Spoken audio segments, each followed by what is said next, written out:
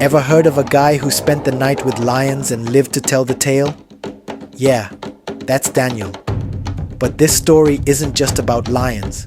It's about trust, courage, and a God who never lets go, even in the darkest pits. So, let's rewind and see how Daniel ended up in that den and why his story still matters today.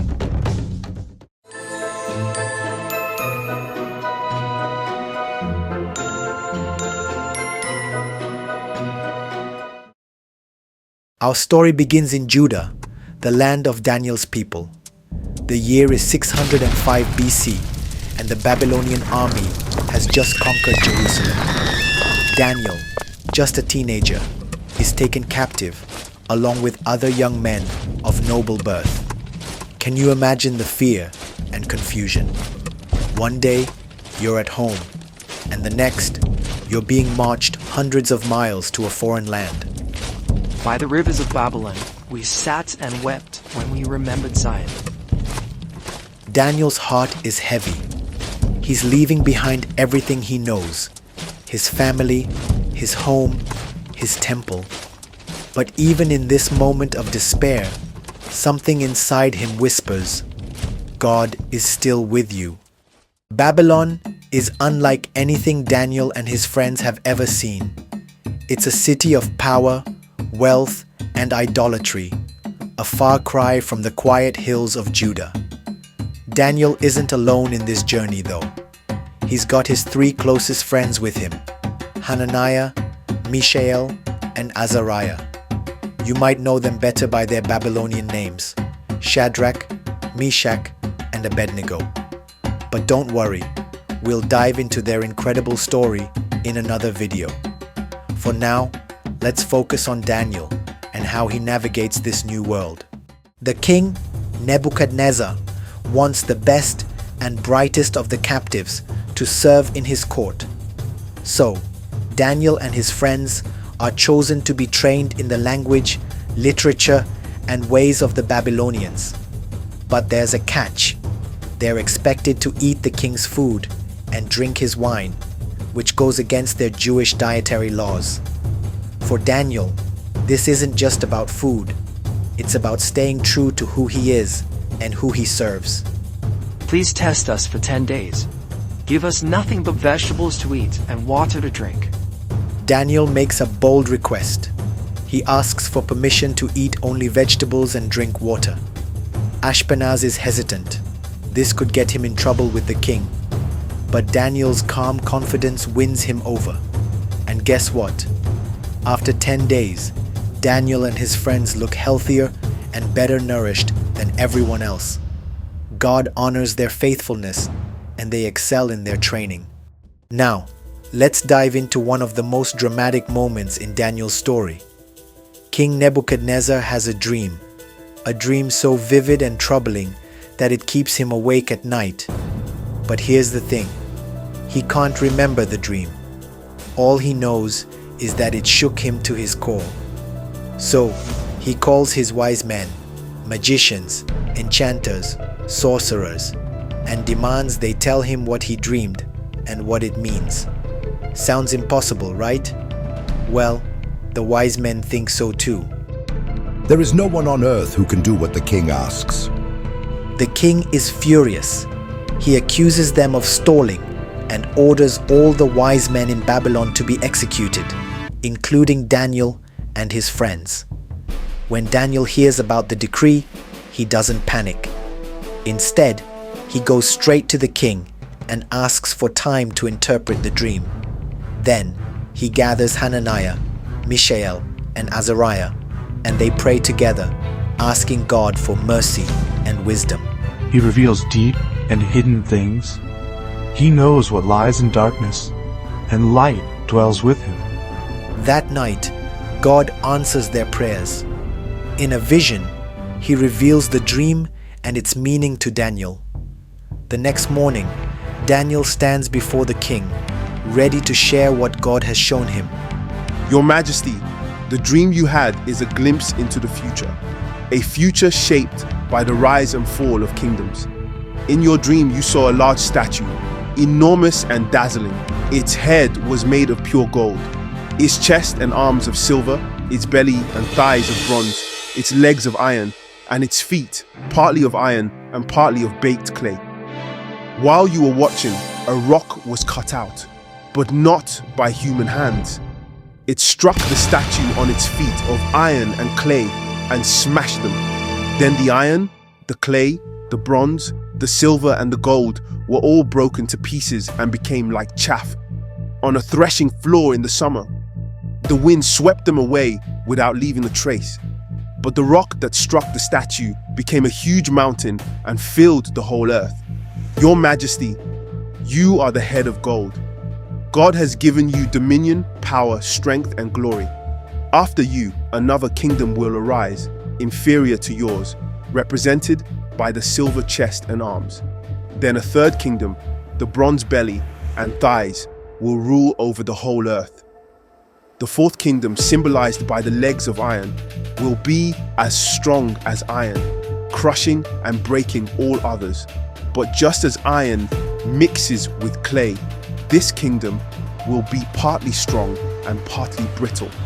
In the days of those kings, the God of heaven will set up a kingdom that will never be destroyed.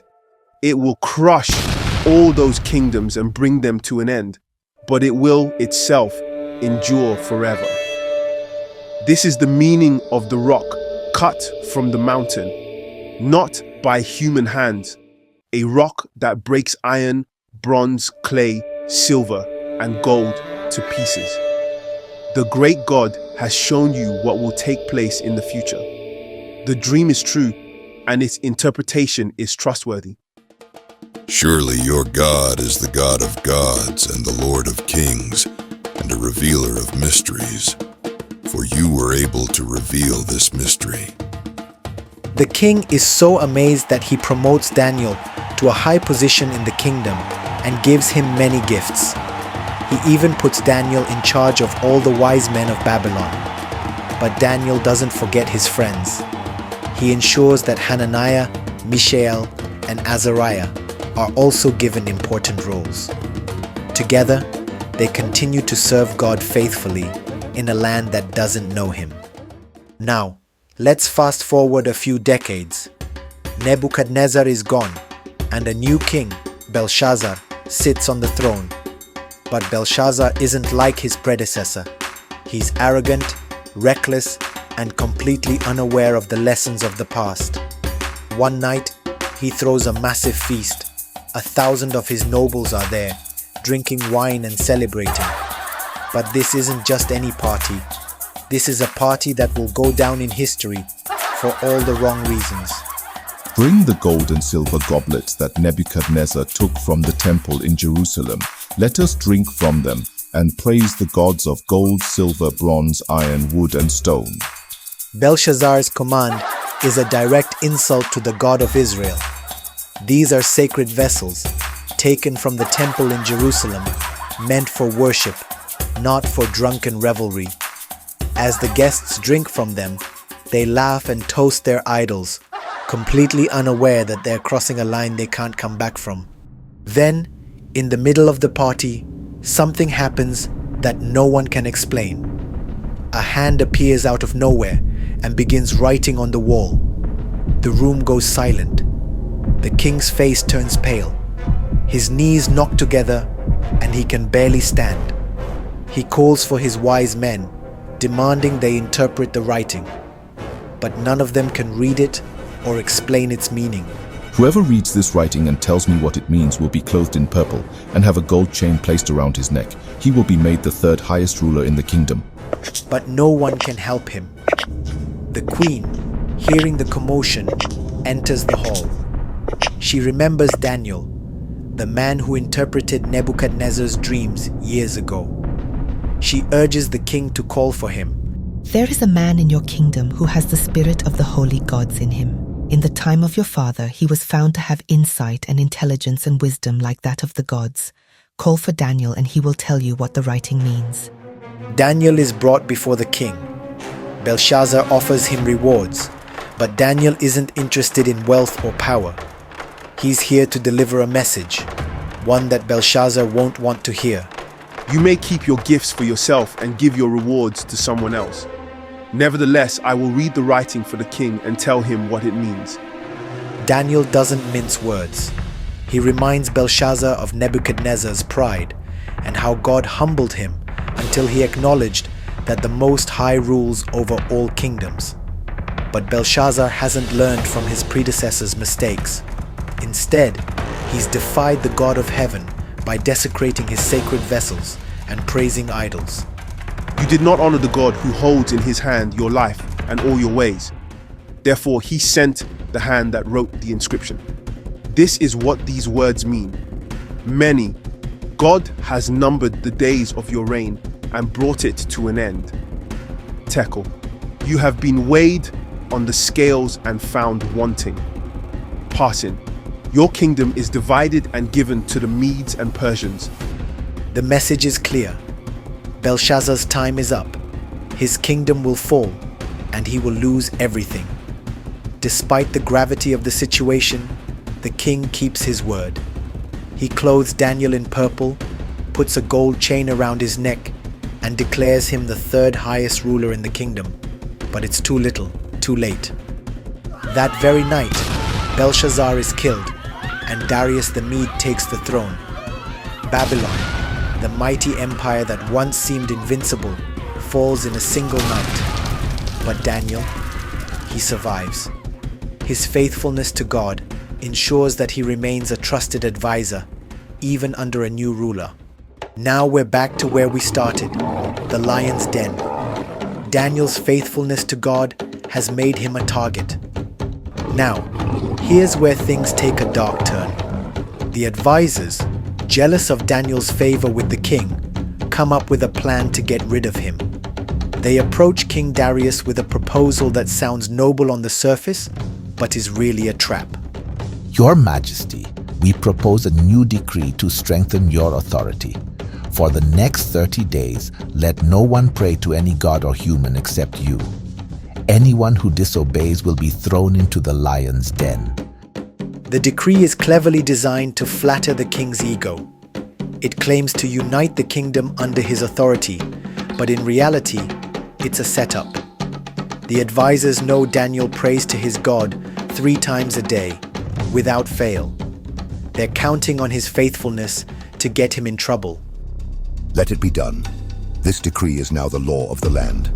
Once the decree is signed, it's irreversible. The advisors know it, Daniel knows it, and now the trap is set. Daniel hears about the decree, but it doesn't change a thing. He continues to pray, just as he always has. He knows the risk, but his faith in God is unshakable. Got him. He's breaking the decree. Let's report him to the king. Your Majesty, Daniel has defied your decree. He's been praying to his God 3 times a day, just as he always has. Daniel, is this true? Your Majesty, I must obey God rather than men. I will not stop praying to him. Daniel's words are firm but respectful. He doesn't argue or plead. He simply states the truth. His loyalty to God comes first, no matter the cost. May your God, whom you serve so faithfully, deliver you. The jealous advisors trick King Darius into signing a decree that lands Daniel in the den. But Daniel's trust in God doesn't waver. He knows that even if the lions devour him, God is still good. My God sent his angel and he shut the mouths of the lions. The next morning, the king rushes to the den and finds Daniel alive. Overjoyed, he orders Daniel's accusers thrown into the den instead. And Daniel? He continues to serve faithfully, proving that when you trust God, even the fiercest lions can't touch you. Daniel's story isn't just about surviving lions or fiery furnaces. It's about trusting God in every season, whether you're in a palace or a pit. It's about standing firm when the world tells you to compromise. And it's about knowing that no matter what, God is with you. If you have enjoyed this video and you want to watch more amazing Bible stories, feel free to click on the story shown to you on the screen now. Also, don't forget to like, share, and subscribe to be amongst the first to watch the next Bible story. And once again, stay blessed.